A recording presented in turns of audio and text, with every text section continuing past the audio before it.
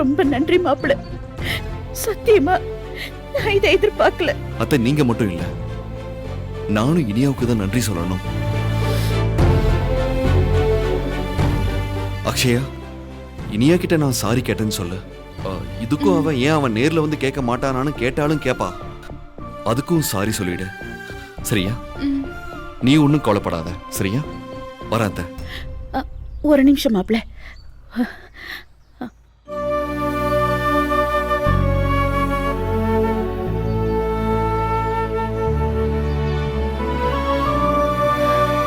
மாப்பிள்ள, இந்த குங்குமத்தை அவளுக்கு வச்சு விடுங்க. இந்தாங்க.